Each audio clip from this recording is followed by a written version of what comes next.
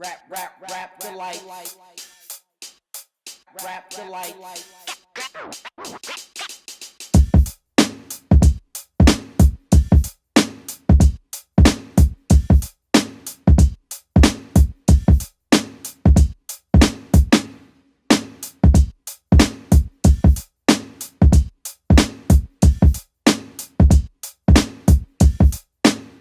Welcome back to the Rap Delites podcast. I am Bats. That is TSK1. That is Miss Smith. That is Chrissy Mack. What's going on? We got the legendary rapper, record producer, hip-hop pioneer, DaddyO on the phone with us right now. How you doing today, brother? I'm good, brother. How are you? How are you guys? Everybody's good. Everybody's good over here, man. We lucky to have you on the phone with us. You know what I mean? Oh, no, man. It's all good. It's all good, man. Anytime. We're gonna hold you to that. You actually like our first real guest. Yeah. Like real hip hop guests. Oh, We have yeah? guests on here. This is on the episodes when we gotta reach out to mom and be like, yo, mama, I made it. Nah, it's good. It's good. We around. We just, you know, I've been trying to get my peers to be a little bit more vocal, so hopefully that happens in the next few, you know? Yeah, I would love to hear that, man. I would love to get in touch with a lot of other brothers that's out there doing their thing and stuff. I know definitely. I know I could definitely get you Shan, because Shan love to talk. Shan, every time somebody interviews me, I'll be like, yo, you want to Shan? They're like, yeah, Shan love to talk, man. Shan will take that. Yeah, I'll definitely take that for Shan. Absolutely. All right, man. We just want to talk about some things. You know what I mean? We always talk about different topics on this show and everything like that. So I know we got I'm looking at your catalog, your solo catalog over here, man. From You Can Be a Daddy, but Never a DaddyO, Everybody But KRS-One, the ODAD, the Gun and the Children. No Tablecloth was dope. Flowing in Fire was my shit. Yeah. From My Hood to Your Hood, the recent joint, man. You've been really putting in some work out here, man. Yeah, man. I mean, you know, I feel like I'm making up for lost time, because I always say that I don't realize I don't really understand why we stop rapping when we stop. You know what I mean? Yes. I can't put my finger on it, but I feel like, you know, it's a different day and time, and it's a lot of opportunity between the internet and the technology. Things are a little different now, where we don't have to use multi-track recorders and stuff like that. Yeah. So, you know, it's a lot of things that we can do now that we didn't do in the past. Yeah, absolutely. So, you know, I just I try to take advantage of that. So I was I done come to the conclusion that I'm not stopping again. I see you not stopping. Like I said, you just in 2019 you got a joint. 2018 you got a joint. I was listening to From My Hood to You, and I was listening to it, and I'm like, It's a great album. It's a great album. I love it, and I was listening to it, and I'm like, this brother is really bridging the gap right here between what's going on. Yeah, generational gap between what's going on with the new dudes that's out there and the brother from your era, man. Was that your intent with this album? I try. Right? I mean, I think I'll be a little better at that coming, like, in the future. Yeah. Because it's been a progress for me. Like, it's been steps, and because I didn't really know. Like, it's difficult to when you come from my era. It's very difficult to gauge what's going on right now. I mean, you can listen to it and enjoy it. You can listen to it and hate it. It doesn't really make a difference, but it's very difficult to gauge the difference, because it's such a, the time span is different. The people are different. And just like I always talk about rap being out of the same energy of rock and roll, rock and roll has always been a young man's sport, right? So the Beatles was young, and Elvis even died young. Like, it was always young, so it's different for young people. So a lot of times you think, and you like, man, like, what am I doing? So I started off this process saying stuff like, I don't make records for the kids, I make records for their parents. But the more I rhyme and the more I kind of figure out my groove, I start saying, well, it's no reason that I shouldn't be making a record with J. Cole. Right. Exactly. Right? But in the very beginning, I wasn't thinking like that. Now I am, but I wasn't in the beginning. Oh, so do we got a J. Cole's record coming up soon?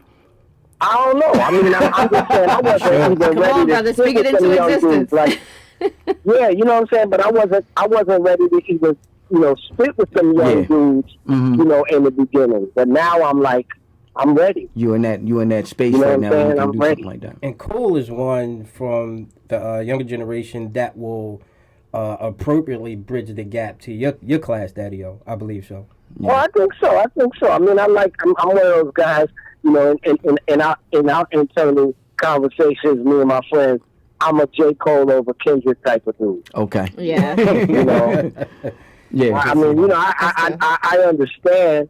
I understand both energies, and I'm not saying that's the only even two young guys. It's just that when people talk in the classic cases, those are the two people that they bring up. I bring up way more than that, but they always bring up J. Cole and Kendrick. Okay. And I like what Kendrick does totally, but I feel like Cole is a little bit more and better of a storyteller. So he resonates more with you. I was just thinking that. That's the word of the day. That's our show word. Right. Yeah. Right. I was listening to the intro for the newest album, From My Hood to Your Hood, and you were talking about like the intro was elders not saying nothing. Elders not saying anything. Mm-hmm. And in that you were talking about like nobody's coming to these new dudes and like saying to guys like the Migos like, yo, remind us of the treacherous three. Did you? I know you didn't say that. Do you when you run into these guys, do you make mention to that, or if you do run into them, like not the Migos particularly, but anybody? Well, no, I'm a hip hop historian, so that's gonna always come out of my mouth. Like I have to reference it with what I know. Exactly. So in that concept of hip hop, and in the concept of nothing being new under the sun, and all those things that we talk about. Mm-hmm. Of course, when I hear somebody, I'm always gonna reference. You remind me of. Maybe I may not even say it to them all the time, but I'll say it to myself. Like I see what that energy, I see where that's coming from. Okay. So I always, when I'm talking to the young cats, I try to explain to them just a little bit about their origin if I don't get a chance to talk a lot about their origin, but just to talk about, the way things started off, because, it's all energy, right? But a lot of that energy, some of it, like, for instance, I'll give you an example. The down south rappers, especially before now, like the generation right before this, when they was really, when Atlanta really started popping, it really reminded me of the Bronx in the beginning. Mm. And the reason is that just on energy, not the rhyming or anything like that, but just on energy, it reminded me of the Bronx in the beginning, because I was saying like, yo, this is the same way it was with Mel and them. Like, they wasn't taking no for an answer. Mm-hmm. It's not like everybody loved them, but they still were doing what they wanted to do. Like, they just was going for it. And that's the energy that I felt from those guys when they were, when they were putting that out. So I always make some sort of reference to things that I know and the things that brought me up. Yeah. What was that? That Master P era? Was that? No, you talking about? Yeah. I was the first person to offer Master P a major record deal, because I was at the university at the time. Okay. And my bosses was a little weird, so he told me, "DaddyO, I love you, but I'm gonna go over here and take that other deal at priority, because you're crazy." Because he had the ice cream. He had the ice cream man. Album on the charts, right? Yeah. So P was still hustling. So I was in LA most of the time before we set up the New York office. So he used to come see me, like, come see me, hang out with me and all of that. And album on the chart. And Al Tello, who was the head of Universal at that time, Universal Records at that time, was afraid that if we paid him in advance, he would use it for the records that he presently had out. We looking at him like, because Hank Shockey was my boy. Mm-hmm. And we looking at him like, yo, what if you care? Like, you got the next 5 albums, but they didn't want to do that. They was like, we'll give him the deal, DaddyO, once this ice cream record dies down. Oh, wow. That doesn't make sense. Oh, you know what I mean? Like, it was a lot of weirdism. So the weirdism, it's continuous. I think it still gets a little weird now, but it's continuous. It wasn't just us going through stuff, they went through things too. Yeah, they definitely did. TSK1? Yeah, peace, Daddy-O. First of all, is it an extreme pleasure to have you here, and I would like to thank you that I am probably and definitely a product of not only your work in particularly, but the work of your class. One thing that you have been on a campaign, and not a campaign like a politician, a campaign like a general, just in terms of the advocacy of hip hop. And the way I've always received and learned hip hop from you and your peers of your class is that hip hop is a lifestyle to me. What you've done in your scholarship, in your ability to teach, has basically bridged the gap to show that this lifestyle can thrive in the music industry. One thing, the question I wanted to ask is that I wanted to say that you are appropriately titled as a professor. Have you ever thought about do you lecture? I do, and we're working on doing a little bit more of that. And this is why, because when I started lecturing, most of the lecturing that I do was in the technology space, because around 2007, 2008, I really got into technology, right? So I was mostly lecturing on technology most of the time. It wasn't until maybe 2-3 years ago that I kind of really thought about, like, I should really be doing some stuff on hip hop. Like, you know what I mean? And so I've started. I did my first full out hip hop lecture. I did a couple of months ago when Stetsasonic was in Europe. We went to Amsterdam to do a show, and the day before the show, I did a lecture. So I started already. But yeah, I mean, I think it's important. I wasn't really clear until I talked to some people as to how many people were really interested in us and our origin and all of that particular stuff. But now I see that, there's an opening for it. There's a need for it. Yeah, it definitely is. We know Kaz just put out a book, and Rakim just released a book. I know you got a book in you.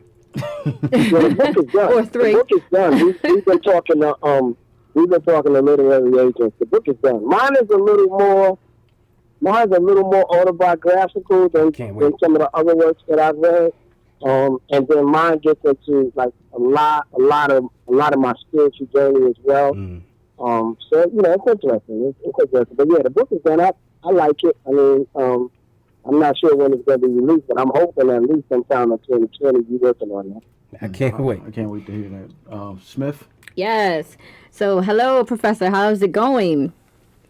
I'm good. Good. So, Houston traffic, I'm good. Oh, are you in Houston right now? Nice. So this is a little bit off topic, but it's always off topic with me. Just wanted to shout out, you've been looking pretty good in these streets out here. You moisturizing? What, are you working out? What's going on, huh? You looking all right over there? I try to keep it up. You know what I mean? Better watch it, Daddy-O. Better watch it, Daddy-O. Miss Smith is shooting his shot. I've been fangirling a little bit, Daddy-O. You better watch out, all right? Daddy-O, we got a new generation Sally over here. Wow. Shots fired. No, I'm playing. But no, back. Let me bring it back around. You were talking earlier about, bridging the gap. I'm curious as to your conversations when you're talking to the Shans and Kane and, all the others, from our generation, are they as apprehensive to, talk to these young cats or to want to bridge the gap, or are they kind of like, go ahead, yeah. Most of them are a lot different than me. Mm-hmm. And I think, I can't put my finger on all of it, right? But I can put my finger on some of it. Partly, they don't really listen to new music. Mm-hmm. And I think that's a mistake. I do. Right? Because one of the things that I've figured out about us, like just thinking about my generation and our era of music and when we were putting out music, one of the things that made a lot of us very good at what we did is we listen to everything. I remember before, before it was really, really big and before the Run DMC era and all that, how we would go into record stores and just buy records just because they were rap records. We didn't even know what they sound like. Sometimes the store would play them for you, and sometimes the store wouldn't play for you. But we would pick it up just because it was a rap record. We're like, oh, that's another rap record? Let's get, And so part of it was enjoyment, and this is our new music, and blah, blah, blah, right? And I'm sure every music had that. It must have been like that for Motown. Probably was like that for people who picked up disco. But then the other part of it was we were also wanting to be in this, right? To be performers and entertainers in this. So we were also listening to see, what the competition had. Mm-hmm. And I think that what happens when you don't listen, I don't care how young they are, I don't care if it's not the same as you and all of that doesn't mean that when you don't listen to these people or any of the music, it kind of puts you out of touch. So even in terms of your own mojo, you don't know where to place yourself. Yeah. Because you haven't heard what's out there. So I find myself a little different than them. I think I've said, and I'm not saying everybody, but I've said the basic difference between them and I, and if they put out something new and it doesn't work, they have the tendency to want to stop.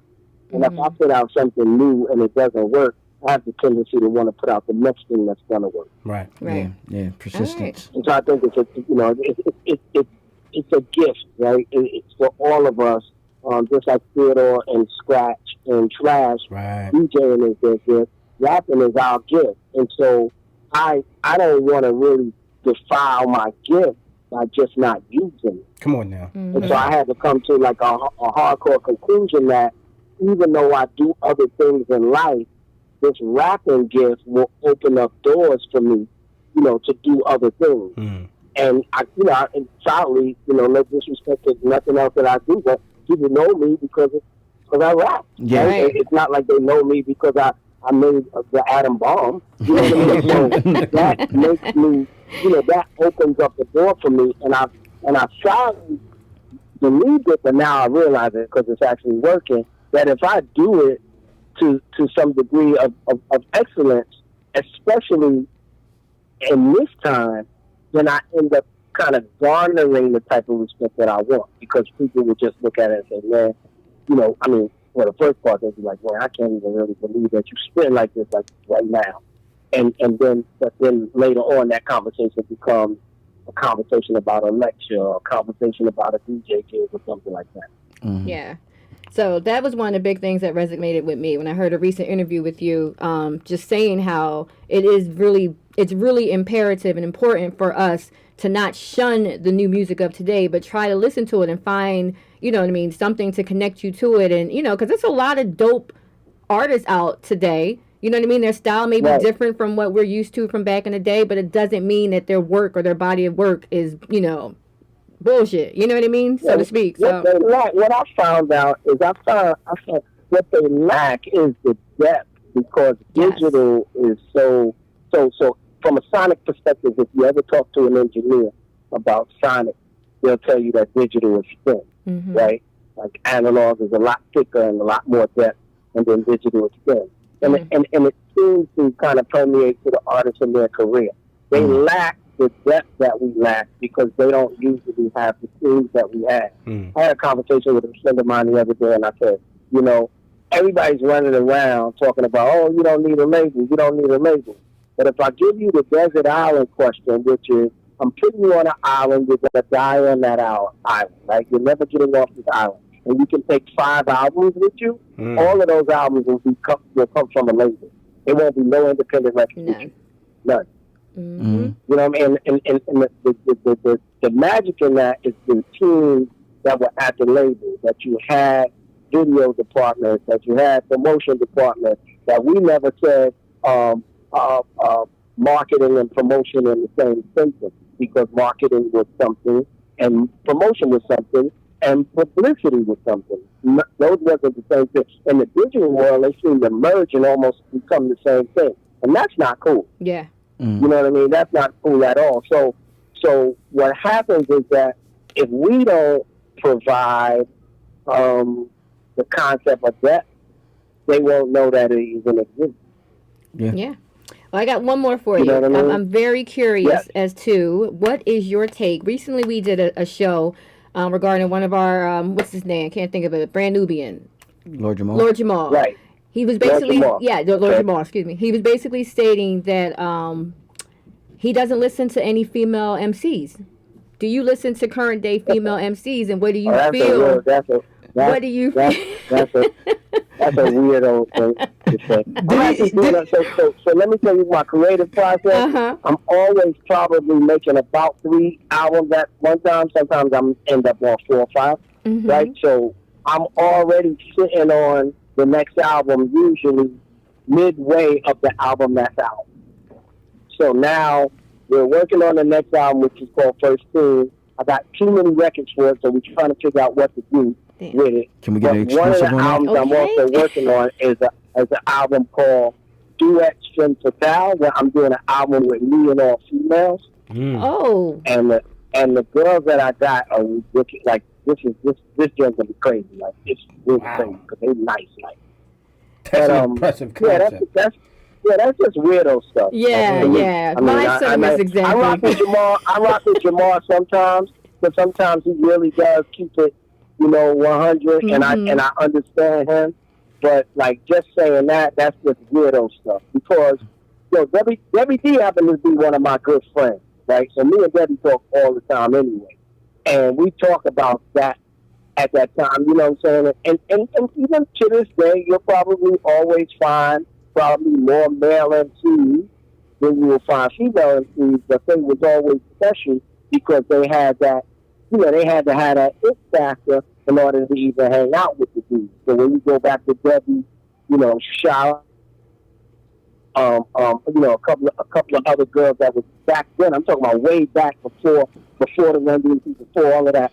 They really had to have that thing in order to hang out. And even during our era, the female MCs that made albums like Latifah, all of them, they had to be special.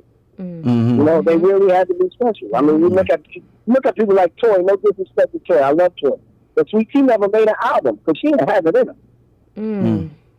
Yeah, that's one of my girls. If she would have had it in her, she would have had an album. You know what I'm saying? Great singles. You know what I'm saying? But no album. You know what I mean? Like the girls who made those albums, they had it like that. And so, especially now, like I'm doing an album with all females with, I'm saying up to this point, I got an okay from Edie Nati, but she's not on the record yet. So no Nati, no Rhapsody, no Cyrock, and I can mention a whole bunch of them that's above ground, and I'm still killing it. But the girls that I got on there is ridiculous.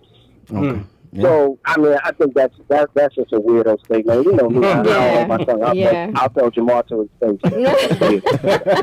You got anything else, Smith? No, I'm good. All right, Chrissy.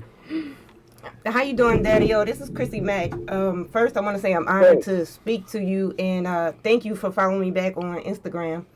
No problem. Outside of this podcast, I work in music management, and I got a couple of guys. One guy, he's already got his foot in the door, and 2 I'm getting ready to bring out in the new year.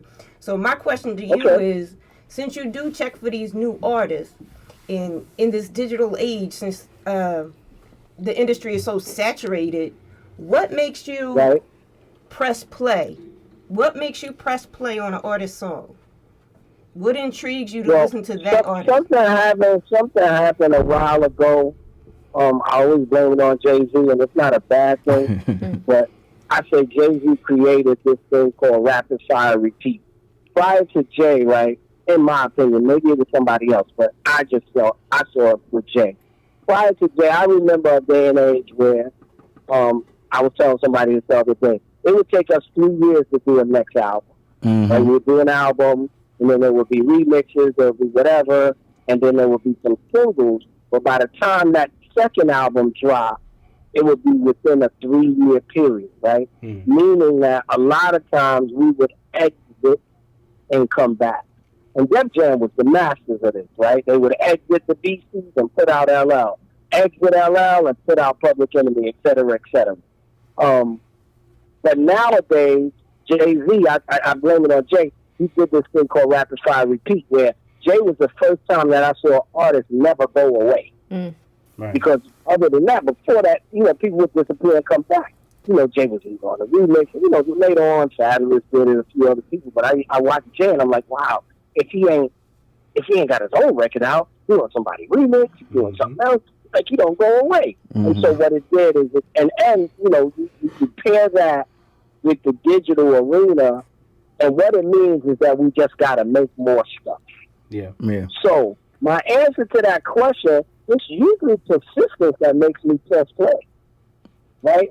Between persistence and then another thing that we have, and I say we, I would say the young people, but I'm still making records, so I say we that are making music. One of the things that we have nowadays that was not, available in the past was we can all do video now. Yeah. You know what I'm saying? Back in the day, video was so expensive. It was so different. It was so hard. It was difficult. It was very hard to do. So now that you can do video and all of that, that's another thing that makes me. Because, you take a guy like Kobe and Midway, and I'm not saying he makes bad songs because he doesn't, and particularly, but he got noticed because he makes a bunch of videos. Like he became what Little B. He became what Little B is. But like he's more talented. No disrespect to Little B. I love Little B, but Little B can't rap. He don't can't rap. You know what I'm saying? but there was a time that Little B was making a video a day. Yeah. You know what I'm saying? Always so in your face. that persistence turns it into a different thing because you could create that kind of cult following and all that type of stuff that you couldn't do in the past. You know what I mean? Like there was no such thing as a podcast and all of that. You know what I mean? It was just regular radio, and if you got on, you got on, and if you got on the rap show, you got on the rap show, and if you didn't, you just wasn't on. So I think it's probably between those two things. Noticing that someone is persistent, and then, a good visual, because if you got a good visual with a good song, it usually makes somebody notice, what's going on. Right. I agree 100%. I got one of my artists who's already got his foot in the door is because he did just that. He put out a freestyle a day and he puts out an album a month, and we've been doing it for 2 years, and he just recently got signed. Right. Now for the other two artists, what platform do you find these new artists on? Because like I said, you could put music out, all over the place. There's a million people putting music and putting songs up on the internet. What platforms do you check? All over. I'm horrible with SoundCloud and I'm horrible with YouTube. So my YouTube is nothing but that. My YouTube is nothing but battle rap, and my SoundCloud is probably just all disco music, right? So it's probably more Instagram than anything else. But when I listen to music, most of the time I listen to Spotify. But I don't really check for new artists on Spotify because they got their own algorithm-ish type of thing. So it's probably mostly Instagram that I find people. Well, lucky for you can now listen to that new Jay now on Spotify, huh? All of his albums just dropped. Oh yeah. I love Instagram. Instagram is a place to be. Yeah, I think so. I think at least for me it is. Yeah. I got to get back into Instagram. We keep telling you. I'll be all over the place. You out of order. You out of order on Facebook. I'll be on Facebook and YouTube. Anyway, let's get back into the interview. My co-hosts got ADD. Sorry, brother. I heard you're a beer drinker. Right, I am. You taste anything good lately? Nothing lately because I've been trying to keep the weight down. Oh yeah, same here. That's self-addiction. We've noticed. Yes. When I was living in Atlanta, there was a few breweries. I'm kind of new to Houston a couple of years, so I don't really know. But once I kind of get it together, I'll jump back into it. But I haven't lately just based on that. Yeah, it's a so I'm going to my go-to, which is a stout on tap when I do drink it. There you go. I just had a Guinness aged barrel Guinness yesterday night. That was pretty wow. good. Yeah, Nice. it's about 12%, I think. Really good. Nice. Really Nice. good. If you get a chance to check that out, check this out. Right. Can I get your ideas on ghostwriters? I know ghostwriters have always been around. Okay, so interesting concept, because I was thinking about this the other day. So, all the talking, all that jazz. But I didn't do it because I was ghostwriting for DeLite or Foucault. I see your point. I did it because talking all that jazz, the original idea was similar to the way Guru and Premier did jazz things, right? Because DeLite had found out, not found out, but basically made us all aware, like, the similarities between what we were doing in jazz music.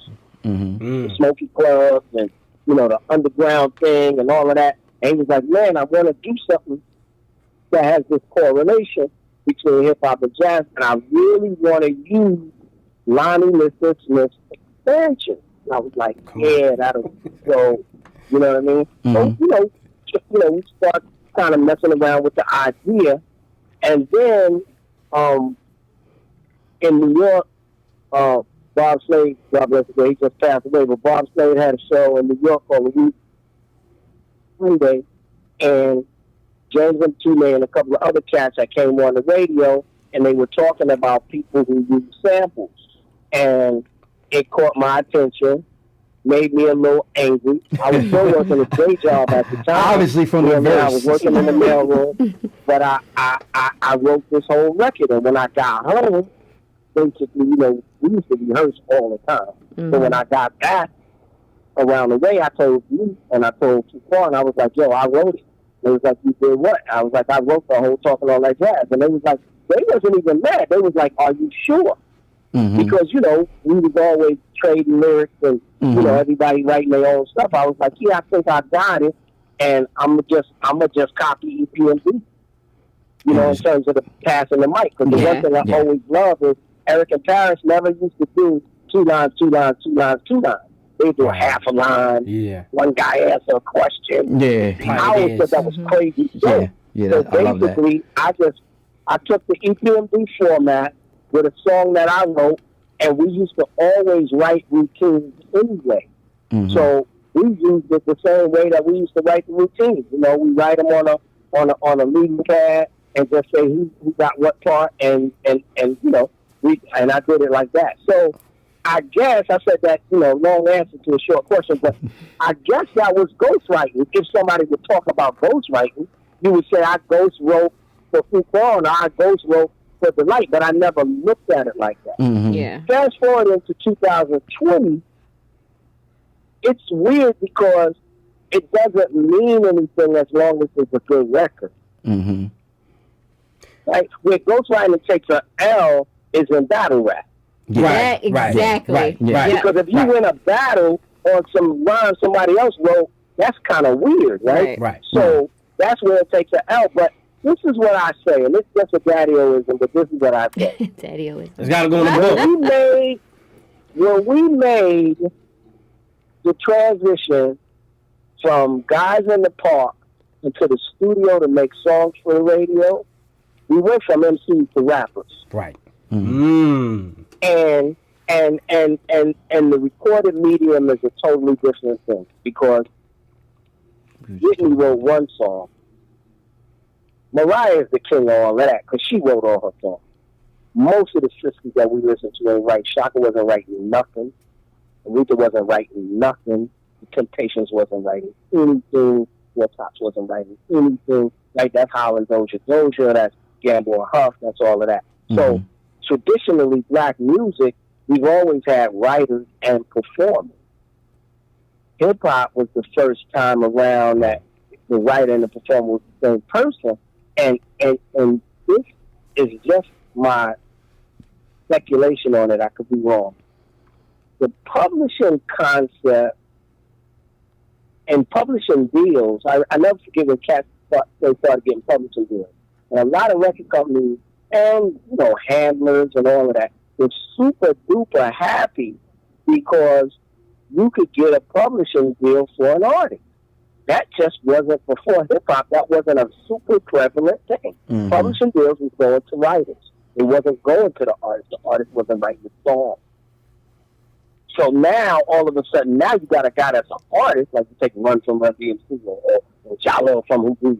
You got a guy that's an artist that's actually the same guy writing the song. Yeah, Right. yeah, So now you unheard go of in there until and get him a hip-hop. publishing deal as well. You know what I mean? So I mean, I think it's an honorable thing. I think it's dope that we do that. I always respected all of us from doing that because, you know, we were doing something that most music wasn't doing. Right. Mm-hmm. A lot of people wasn't writing their own songs. And even when you look at people like the Beatles and all of these other folks, they might have one writer, right? And the rest of the three of them write and perform the same thing. But I'm not really sure if it makes a difference when it comes down to a hit record. Just like And we ain't in the park no more. yeah. So if you're in the park and you're saying a rhyme that somebody else wrote for you, yeah, we all laughing at you right now. Somebody else wrote your rhymes. But if it's about getting on the radio, it's not that I would encourage it in particularly because I like what we do as rappers. Right. But I don't know if it really makes that much of a difference because it's all gonna be, you know, it's gonna be all about the song. Ain't nobody really gonna be care. Like the people, the consumer, is not really gonna care who wrote that. Yeah. I don't They know. just I know think that they real like- hip hop heads care though. Like I mean, but I Yeah, care. but Like it does how something many to of me us when I is it, find though? out that somebody has not written their rhyme. Like it's like the Milli Vanilliisms of it. You know what I mean?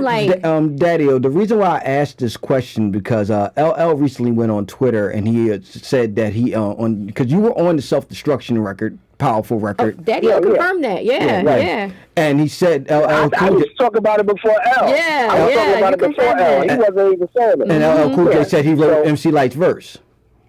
And Oh, you yeah. confirmed that. It was because of me that he wrote Yeah, it. he wrote it. Yeah, it was because of me that he wrote it because he was like, who going after you? And she said, DaddyO. And he said, you cannot go before DaddyO with that. And it wasn't that it wasn't a good rhyme. It wasn't that it wasn't a good rhyme. Yeah. But it was all facts. All she had did is Factual, she was yeah. writing all these statistics in her rhyme. Uh-huh. And he was like, that doesn't have that kind of, you know what I'm saying, that kind of feel. Mhm. I mean, and you know, like I said, I mean, I think LL writing Lights rhyme or me writing something about like that, you know, those are interesting pieces. I mean, I think so. Yeah. who knew all these years that Jalil was the writer for Houdini? Yeah. You know, right? I didn't know that. I didn't know. And Jalil writing all that. He was writing all of that. He was That's writing. the voice that we hear. Yeah, Actually, Y'all the just guy breaking that my we heart call tonight. You know what I'm saying? All these revelations. Guy that we call Houdini. Yeah. I can't take it. It's too much.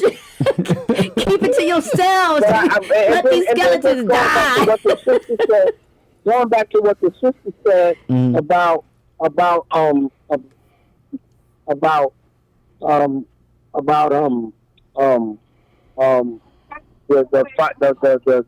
the real hip hop heads. Yeah. How many of us is it? Yeah. Like friends. You know what I'm saying? Like, We are a dying breed. We are definitely a dying breed. But we still out you know here. what I'm saying? So, yeah. And I mean, I'm going to always write my stuff. Like, I can't. I love, you know, spitting on, you know, tracks that are written by somebody else. But I'm not the type of dude. I don't think I've gotten to that point where somebody could write a lyric. Yeah, I don't see that either. Right. You know what I'm saying? I just it's just me. Like that's just the way I am. And like if it comes down to like young people, I mean, you know, I don't know. I don't know. You know what I'm saying? It's about to hit records. It's about to hit records. Yeah, absolutely. I mean, I definitely feel it's you. Horrible. As horrible as some of those lyrics, and I'm not hating. I'm just, We with you. stating. Yeah. as horrible as some of those lyrics are that Cardi spits. I still don't think she's writing them, Yeah, that's and they're not even good. Yeah. Yeah. since she's not even writing her own bad rhymes. Right, she's not. You know what I'm saying? But I think personally, you know, when it comes down to records, that's just an issue of choice. If I was developing somebody, yes, I would develop them to write for their own. Because, like I said, it's a phenom what we started as hip hop artists, rappers, writing and being able to be our own publishers. That just was a thing. That's why people gave Bob Dylan the respect they did. Right. That's why truck drivers love Bob Marley. Because just to think that this guy wrote, come on, think of Bob Marley's catalog. To think he wrote all of those songs, that is a phenomenon. Yeah, all of that came right out of that It head. would have been enough if he would have just wrote No Woman, No Cry and Redemption songs, but he wrote them all. Yeah, he wrote everything. Yeah. You know what I'm saying? But that's a phenom, though. Even with reggae artists, they wasn't all writing for themselves. They wasn't, you know what I mean? It's so I love it, and I love it for what it is, and I love it for what it's worth. But again, if it comes down to hit records, then that just becomes a whole other thing. Yeah. Well, maybe when you, you know, I know you've been trying to develop some of these new cats, you know, maybe you can just start putting the bug back in their ear and getting this regenerated, you know. Pen back in their hand. Let's do a hashtag. Yeah, I mean, let's write our own lyrics. Yeah, 2020. Most of the people that I've worked with, they you know, I haven't really seen that happen. Yeah. Not in my circle. I haven't really seen it happen because, you know, these are people that spit and they just want to be known for what they spit. Like, they want to be slick with it. You know what I mean? Like, you can't really be slick. Somebody else wrote something. Yeah. You know what I'm saying? But when you write it, then it's just like, whoa, like, you know what I'm saying? That kind of stuff. Yeah, that was always my thing with that. Like, you can't be mentioned amongst the greats to me if you're not writing your own stuff. Yeah. You can make dope records. No, not in hip hop. Yeah, you can make dope records, but you can't be mentioned amongst the greats. I was listening to you, especially thinking about some of us, right? Like about the KRS Ones and the Rakim. Yeah, right. Yeah, no. You know, you. I mean, come on. Yeah, No. What are you gonna do? Yeah, Right? I'd be so sad if I found out that you guys like had ghostwriters. I would. That's like finding out That'd be it for me. That's like finding out Michael Jordan had springs in his shoes. That Michael Jackson was out there. It's like, that's what that is to me. It's Yeah. like come on, you know what I mean? I was listening to your latest record, From My Hood to You, and you have the title track featuring Pops from De La Soul. Right. Now, De La Soul recently went through something with Tommy Boy Records, and I know Stetsasonic was on Tommy Boy, and y'all released 3 albums with Tommy Boy. Did y'all have this same problem with Tommy Boy as De La Soul is having as far as releasing your stuff on streaming services? No. I don't really know what the problem is. One thing I can say about the problem, I'm not saying I'm glad that the problem happened, but it got me a dope rhyme on my album. Because of course, like you hear straight 4 lines on that thing. Find that silver lining, DaddyO. Find that silver lining. Like he went nuts. So, but no, we didn't go through the same thing that they went through, and I'm not really sure why. Like, I don't know where that lies because I have friends on both sides. You know what I mean? So, you know, we started De La. Most people don't know De La Soul got their name from a Stetsasonic song. Yeah, absolutely. You know, Rock De La Step, and you know, because they used to just hang out in the studio with us and all of that. And then, but you know, me and Tom been cool for years. Like, you know what I mean? And we had our issues, we had our problems, but I have my own. I just have my own feelings about the young white Jewish boys, and I like them because they were the only ones to take a chance. Fred Mineo, Corey Robbins, Aaron Fuchs, Will Sokolov over at Sleeping Bag, Tom Silverman. I'm not really sure if you would be on the phone with me right now if it wasn't for them. Because the majors really looked at us. Somebody, I saw Cool Rock C on Facebook post something about Frankie Crocker. And I hate seeing rappers post anything about Frankie Crocker because he hated rap. He hated us. You know? And then I talked to Tyrone Williams not too long ago, and he told me something that was so nuts about how BLS and KISS in New York had made a pact that they was going to give Mr. Magic and them all this money and all of these spots if they would just stop playing rap. Yeah, I heard about that. And BLS did it. BLS did it, right? And then BLS did it, And then when Magic and them asking, well, what about Red Alert and Chuck Chill Out on Kiss? They said, we got to deal with Barry Mayo that if you take this deal, they'll fire them. Yeah. Sheesh. Mm-hmm. So you know, it's you know, it's a mind-boggling issue that if these young Jewish boys that got money from their dads in most cases wouldn't have taken us on, we would have probably never been heard like that. Mm-hmm. You know, I mean, we got our issues with Bambaataa, but think about it. It's Tom Silverman that put out Planet Rock. Right. Yeah. Let me ask you a question, though. Of a lot of dope stuff. To piggyback off of what you're saying, though, wouldn't that be equivalent to today's modern day term of culture vulture? No, I don't think so, because they never wanted to do what we do, you know. And I think I think that the culture vulture thing is a, you know, that's a terminology that we have to tread lightly with as well, because you know, case in point, Leo Cohen is a good friend, and I tell people, you erase Leo, you erasing so much that there's nothing there. Jazzy Jeff and the Fresh Prince gone, Stetsasonic gone, Run DMC gone, Jay-Z gone, Ja Rule gone, DMX gone. Like, you know, so that's just something we got to be very careful when we utilize the terminology vulture, because a lot of times people do that for clicks. You know, those two words are clickbait. Yeah, you know what I mean. Yeah. You gotta be Hip hop was never just black, and anybody that tells you that is just they off.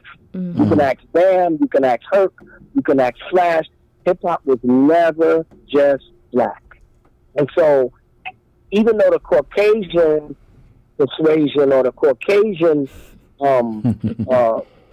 group was small, they were still there. Yeah, it was more blacks and Hispanics, true, but they were still there. So it took all of us to make what ended up becoming DaddyO or Stetsasonic or Big Daddy Kane or Rakim. It took everybody.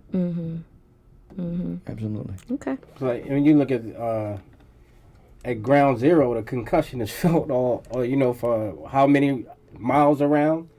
So other people will absorb their expression and make that expression and add their own expressions to it. So we can't own it. Of course. The Ground Zero is in those boroughs of New York City in regards to you know, hip hop, but now it belongs to the world. Right. You know. Oh yeah, absolutely. And it was gonna happen. It was gonna happen anyway. So, right. But I, you know, I mean, again, a long answer to a short question, but I had other issues with Tom, but those are not the type of issues that I had with Tom. Okay. All right. Any other questions, anybody? Anything? No, Nothing? Well, I want to give a super special shout out to Hasib from PKM brand. Oh yeah, HKM, PKM brand, HKM management. Indeed, no question. Who was instrumental in making this thing happen. I copped the T-shirts from Instagram, my favorite place to be. CSK1 lives on Instagram. And he offered the opportunity to speak with you here, DaddyO. So I'm very appreciative of him in that regard. So this is a pleasure. Yeah, absolutely. So it's always good to have a younger manager than you are. You know, they go get it. Yeah, that's dope. But we're glad to have had you on the show. We want to wish you many years of more hip hop giving us. You know what I mean? I'm sure I speak for everybody in the room. That you do. And we're gonna let you go now. In touch, man. As I do these records, man, I'll make sure that you guys get, you know, some exclusives and all of that. Thank you very much. And then you can make that Shan thing happen. We can do that too. Lastly, and that drop. I think you said you were going to use me, Miss Smith, on that all-female record you got coming out. So let me know when you need that drop. You do not want to hear her on your record. Also, a couple weeks, DaddyO, you had commented or posted something about the Force MDs. It was a clip, this video. It was I loved it, man. It is, and I left a comment just in regards to that importance in not only one genre or one way of life, one lifestyle, but two genres at the same time that they did well, and that was hip hop and R&B. Oh yeah. I left a comment I added you, Bats, that we need to address this on this show. We need to speak up that for some D's indeed. Yeah, we definitely can do that. Yeah, let me try to hook y'all up with them too. You know they doing they do a radio show up in the Poconos. But definitely they, Khalil and Steve like to talk a lot too. I mean, they unfortunately for the fourth is probably the hip hop act with the most passed away members out of all of us. That's right. You know what I'm saying? Like Flash and them got one with Cowboy. A few people got one. Heavy D and the boys actually got two. But they got Mercury, Trisco, and TC. You know what I'm saying? So they that's tough. They fill it out. Yeah. They still do shows and stuff. They still pull it together. But I'm sure Steve and Khalil would not have a problem talking. Yeah, well, like I said, we're set that up, and we're thankful to have you. And whenever you get something new, man, anything. I mean, you got this new album coming out. I mean, that's out right now, and we pumping that. So when the next one come out, man, make sure you hit us up. I will, and I appreciate your time. Thank you very much, brother. You have a good day. Thanks. Take care. And I'll talk to you. All right. Peace. Rap Delites. Rap Delites.